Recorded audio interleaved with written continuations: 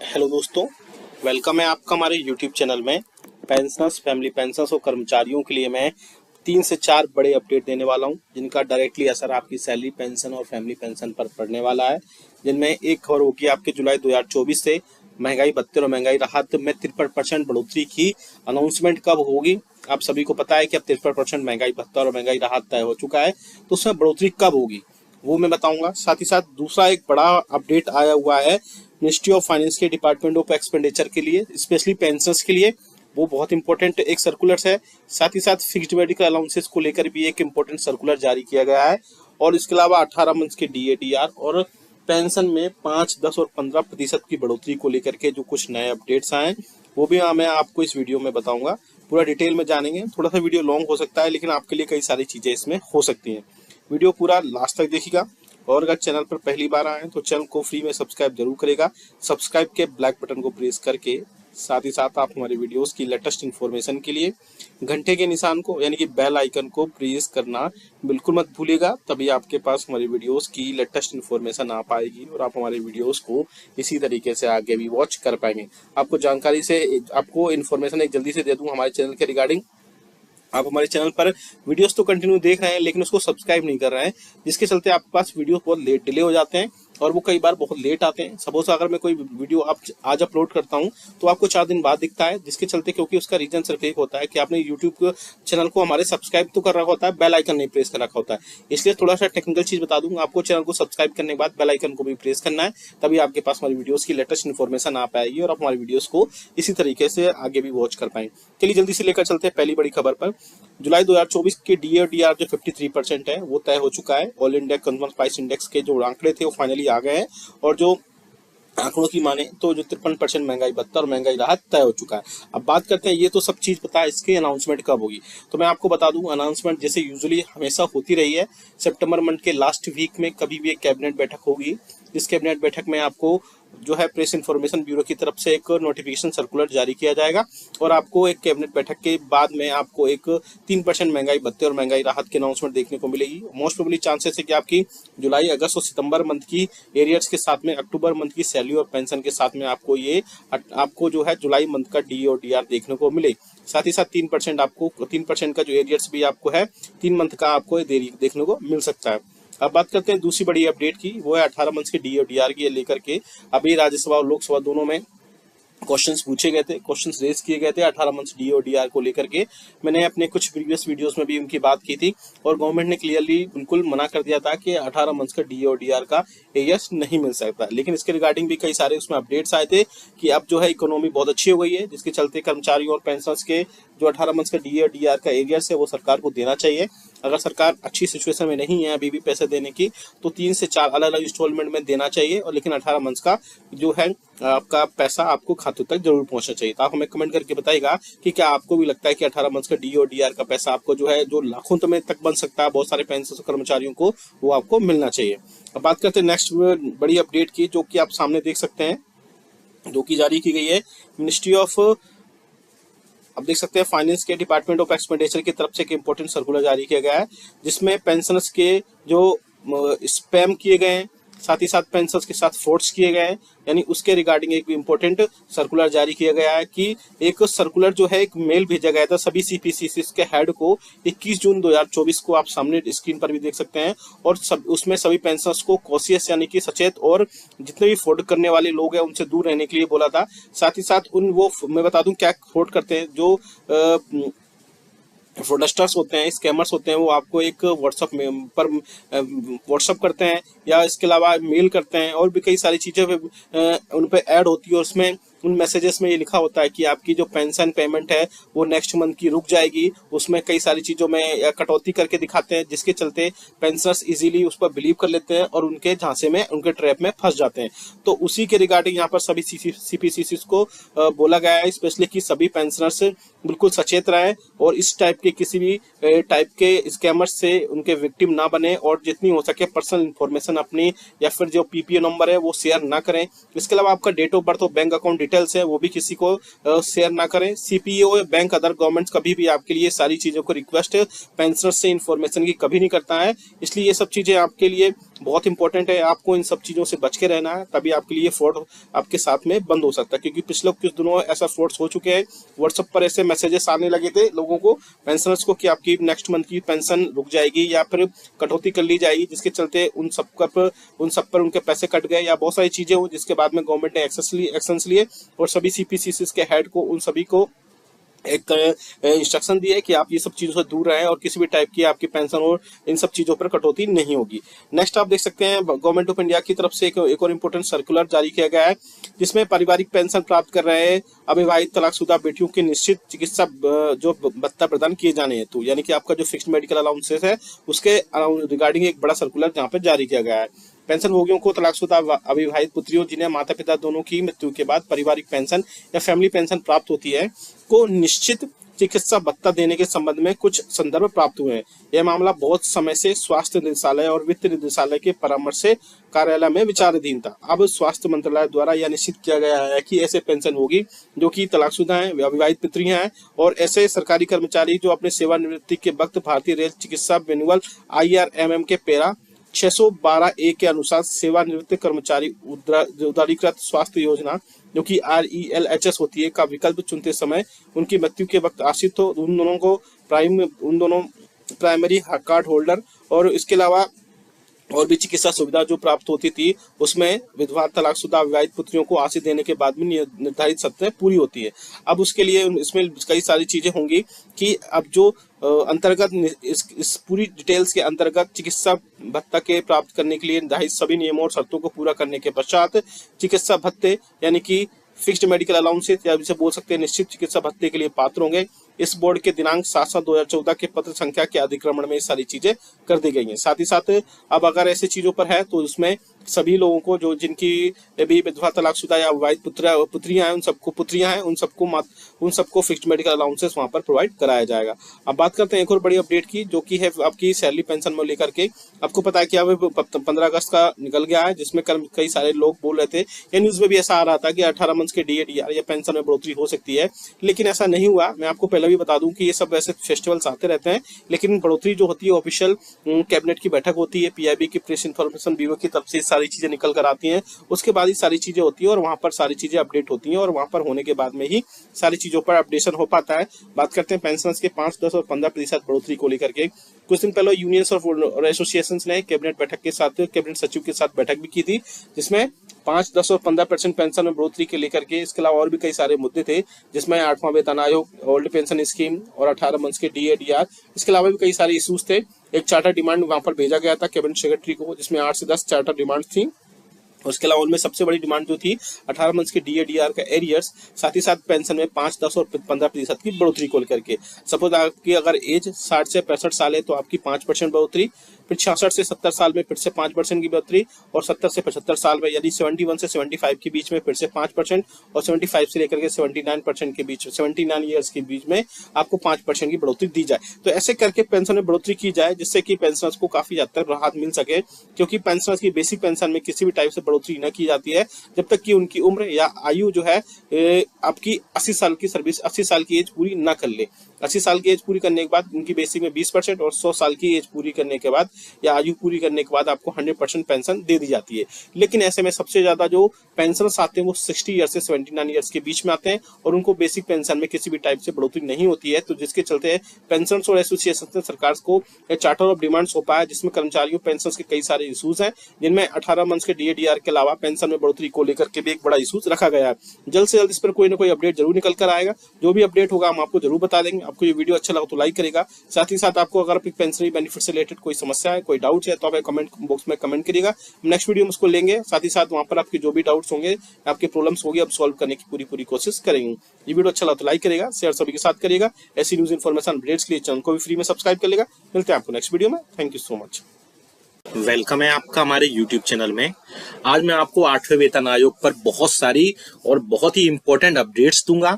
मैं आपको बताऊंगा कि 8वें वेतन आयोग में क्या आपका फिटमेंट फैक्टर हो सकता है। सारा एक चार्ट लेकर आया हूं, डिटेल में बात करेंगे पूरा 8वें वेतन आयोग पर। आपके ग्रेड पे, आपके लेवल के हिसाब से क्या क्या आपका बेसिक होगा 8वें वेतन आयोग में, वो भी मैं बताऊंगा। क्या फिटमेंट फैक्टर हो सकता है, वो भी मैं बताऊंगा। साथ ही साथ 4th, 5th, 6th और 7th पे कमीशन में कितने % की हाइक हुई आपकी, क्या फिटमेंट फैक्टर रहा, कितनी मिनिमम बेसिक सैलरी थी, कितनी मिनिमम बेसिक पेंशन थी, उस पर भी बात करेंगे। और जानेंगे कि 8वें वेतन आयोग का जो प्रपोजल है वो गवर्नमेंट कब तक दे सकती है, कब तक लागू हो सकता है, क्या सारे इसमें अपडेट्स होंगे। यानी एक ही वीडियो में आपके 8वें वेतन आयोग पर यानी कि 8th CPC पर सारे अपडेट्स मिल जाएंगे। साथ ही साथ आप अपनी बेसिक पेंशन और बेसिक सैलरी भी देख पाएंगे अगर 8वां वेतन आयोग जिस हिसाब से लागू हो सकता है। तो पूरा डिटेल में बात करेंगे, इसलिए इस वीडियो को पूरा लास्ट तक देखिएगा। और अगर चैनल पर पहली बार आए तो चैनल को फ्री में सब्सक्राइब जरूर करिएगा। सब्सक्राइब के ब्लैक बटन को प्रेस करके साथ ही साथ आप हमारी वीडियोस की लेटेस्ट अपडेट्स के लिए, लेटेस्ट इन्फॉर्मेशन के लिए बेल आइकन को यानी घंटे के निशान को प्रेस करना बिल्कुल मत भूलेगा। तभी आपके पास हमारी वीडियोस की लेटेस्ट अपडेट्स आ पाएगी और आप हमारी वीडियोस को इसी तरीके से आगे भी वॉच कर पाएंगे। सबसे पहले जानते हैं कि किन पे कमीशन में कितनी बढ़ोतरी हुई।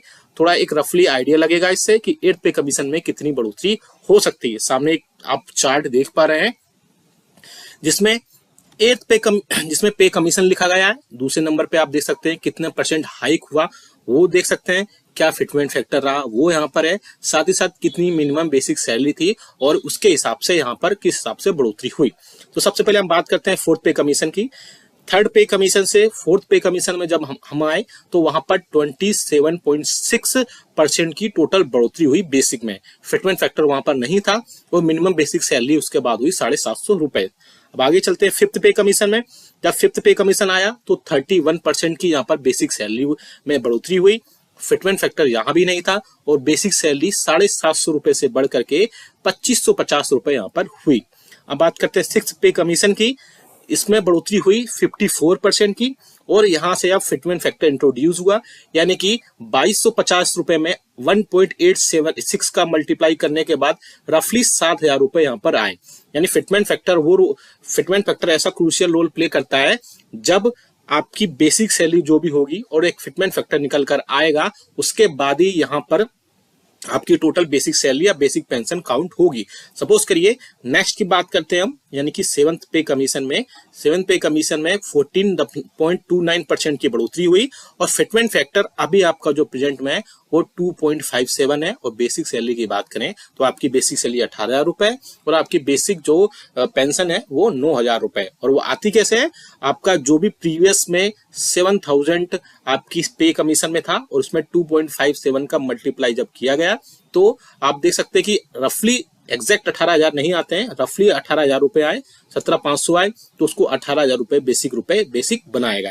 अब बात करते हैं कि 8वें वेतन आयोग में कितने % का हाइक होगा, क्या फिटमेंट फैक्टर हो सकता है और कितनी मिनिमम बेसिक सैलरी या मिनिमम बेसिक पेंशन हो सकती है। अब हम उसकी बात करेंगे। आपने देखा यहाँ पर 4th से 5th के कमीशन में आप देख सकते हैं 31% का हाइक हुआ। 6th पे कमीशन में 54% का हाइक हुआ। 7th पे कमीशन में 14.29% का हाइक हुआ। वहीं बात करते हैं अगर 6th पे कमीशन की, उसमें फिटमेंट फैक्टर 1.86 रहा। वहीं 7th पे कमीशन की बात करते हैं, उसमें फिटमेंट फैक्टर 2.57 है जो करंटली अभी चल रहा है। अब बात करेंगे कि क्या 8वें वेतन आयोग में क्या फिटमेंट फैक्टर होना चाहिए। पहले आप भी वीडियो को रनिंग में ही कमेंट कर सकते हैं कि आपके हिसाब से कितना फिटमेंट फैक्टर होना चाहिए या कितने % की हाइक पेंशन और सैलरी में होने चाहिए जिससे आपकी मिनिमम बेसिक पेंशन और मिनिमम बेसिक सैलरी हो। हम पूरा डिटेल में चार्ट देखेंगे 8वें वेतन आयोग में क्या चार्ट होगा, क्या सारी अपडेट्स होंगी, वो चार्ट हम लेकर आए। आप देख सकते हैं ये चार्ट है और हम इसमें फिटमेंट फैक्टर जो है 2.528 लेकर आए। यानी फिटमेंट फैक्टर हम अगर एक्सपेक्टेड बात करते हैं इसमें कम ज्यादा भी हो सकता है, एग्जैक्ट यही भी हो सकता है। मैं आपको एक रफली आइडिया दे रहा हूँ कि फिटमेंट फैक्टर 2.28 अगर हम लेकर चलते हैं तो क्या आपका बेसिक पेंशन होगा, क्या बेसिक सैलरी होगी, ये सारी चीजें हम इस पर बात करेंगे। लेकिन सबसे पहले इस चार्ट पर, इस टेबल पर बात करने से पहले हम थोड़ा सा ये बात कर लेते हैं कि 8वें वेतन आयोग का प्रपोजल कब तक आ सकता है, क्या इसमें अपडेट्स आएंगे, वो हम यहाँ पर देख लेते हैं। सबसे पहले आप देख सकते हैं मीडिया में जो खबरें आई उन पर बात करें थोड़ा सा। 8th pay commission central government receives proposal expected to be unveiled in July 2024। यानी कि जुलाई 2024 तक सेंट्रल गवर्नमेंट एक प्रपोजल एक्सपेक्ट कर रहे हैं सेंट्रल गवर्नमेंट से। आप देख सकते हैं इसमें central government has received a comprehensive proposal to establish the 8th Central Pay Commission (CPC) timed with the upcoming budget for 2024 expected to be unveiled in July. The proposal aims to review and revise the basic pay, allowances, pensions and other benefits for central government employees and pensioners. यानी कि जुलाई में जो budget session है, जो आने वाला budget session है, उसमें इस पर बात हो सकती है। आगे आप देख सकते हैं urgent call for the 8th pay commission. Mister Shiv Gopal Mishra, secretary of the national council staff side of joint consultative machinery यानी JCM for central government employees has urged the government to prioritise the formation of 8th CPC. In a detailed letter to the cabinet secretary, Mishra highlighted the need for this commission to address the economic challenges faced by the government employees and government pensioners. तो आप देख सकते हैं कि जो NCJCM के secretary है mister Shivgopal Mishra, उन्होंने गवर्नमेंट को एक लेटर लिखा है और लेटर में 8वें वेतन आयोग को जल्द से जल्द लाने की, जल्द से जल्द फॉर्म करने की बात कही गई है, क्योंकि इकोनॉमिक जो भी चैलेंजेस हैं वो बहुत ज्यादा फेस करने पड़ रहे हैं गवर्नमेंट एम्प्लॉइज को और गवर्नमेंट पेंशनर्स को। अब बात करते हैं थोड़ा सा बैकग्राउंड की और क्या टाइमिंग हो सकती है 8वें वेतन आयोग की, उस पर भी एक बड़ी हम यहाँ पर डिस्कशन करेंगे। Traditionally, the central government commission is formed every 10 years to evaluate and recommend changes to the pay structures, allowances and benefits of central government employees, incorporating necessary adjustment for inflation. यानी कि 8वें वेतन आयोग या कोई भी पे commission होता है वो उसका एवोल्यूशन और रिकमेंडेशन किए जाते हैं, उसके वेतन भत्ते और जो भी बेनिफिट्स होते हैं सेंट्रल गवर्नमेंट एम्प्लॉइज और पेंशनर्स के, वो इन्फ्लेशन के चलते ऐसा सब किया जाता है। द 7th पे commission established by the prime minister on February 28, 2024 implemented its recommendation starting from 1/2016। आपको पता ही कि 7वें वेतन आयोग का गठन 28 फरवरी 2024 को किया गया था, जो कि 2014 को किया गया था, जो कि 1 जनवरी 2016 से लागू किया गया था। अब बात करते हैं CPC कब से स्टार्ट हो सकता है। The 8th CPC is proposed to commence from 1 जनवरी 2026, यानी कि एक जो आपका 8वां वेतन आयोग है एक्सपेक्टेड है कि 1 जनवरी 2026 से इसे एक्सपेक्ट किया जा रहा है।